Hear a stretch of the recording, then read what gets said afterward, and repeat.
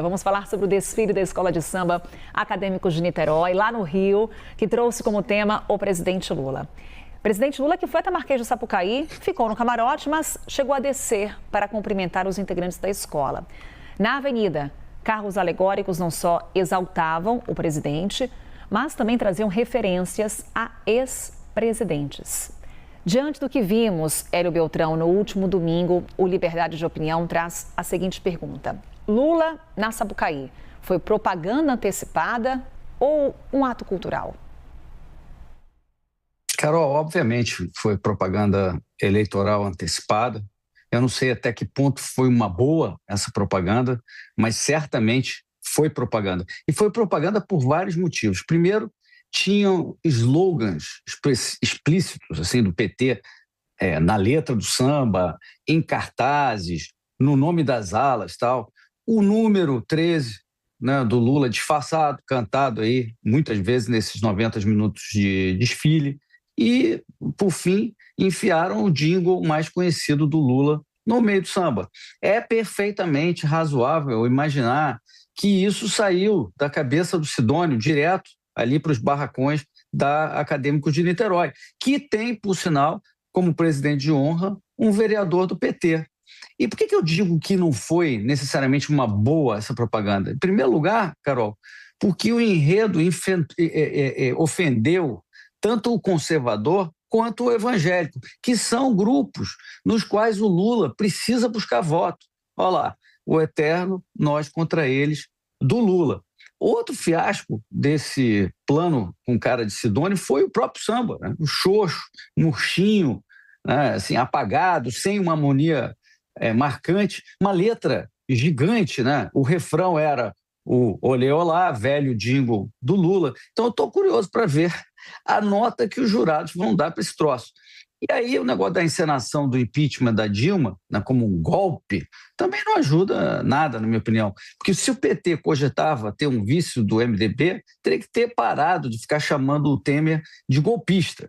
Aliás, esse é um exemplo clássico, típico das mentiras que o PT e o Lula perpetuam. O impeachment foi republicano, foi presidido pelo STF, né, pelo presidente do STF na época, o Lewandowski, quando o STF era respeitado. E ainda teve a maracutaia de manterem os direitos políticos da Dilma contra completamente o texto da Constituição. Então, se foi golpe a favor da Dilma, na verdade. Mas, Carol, o problema, a meu ver, não é propriamente essa coisa da propaganda antecipada. Toda propaganda deveria ser permitida, mas para os dois lados. Para os dois lados. O problema que ficou escancarado em 2022, nas eleições, é a assimetria na forma que o TSE trata a esquerda, trata a direita. Em 2022, numa conta que foi feita ali uns dias antes do segundo turno, o TSE mandou derrubar, durante o período lá eleitoral, 334 posts da campanha do Bolsonaro. Quantos do Lula? 10, só 10. Todo mundo também, Carol, se lembra do Barroso no Congresso da Uni, logo depois que o Lula assumiu, dizendo lá aos brados, derrotamos o bolsonarismo. E todo mundo também se lembra do Talhaferri, que era funcionário daquela infame assessoria de enfrentamento à desinformação do TSE. Né? Ele relatou a pressão que ele sofria dos assessores do Moraes, lotados no Supremo Tribunal Federal. Né? E em 2022, quem presidia o Tribunal Superior Eleitoral era o Moraes. Então, uma dobradinha espúria aí. E aí também foram derrubados, né, censurados, na verdade, conteúdos incontestáveis, né, como, por exemplo, um que expunha a amizade do Lula com o ditador Daniel Ortega.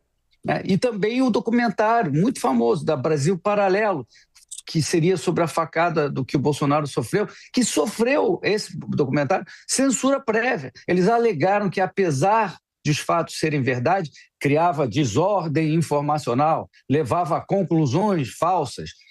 Foi isso mesmo que eles alegaram, só que eles nem tiveram acesso ao material censurado. Eles censuraram sem ver o documentário. É pior que a Solange da censura na década de 70, né, para quem conhece. E nessa oportunidade a ministra Carmen Lúcia admitiu que era censura mesmo, e ficou por isso mesmo.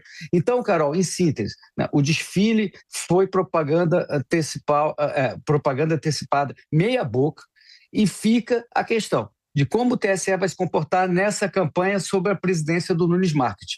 Vai continuar pesando a mão contra a direita ou vai ser neutro? Vai continuar censurando ou vai voltar à tradicional, à boa prática do direito de resposta como tem que ser?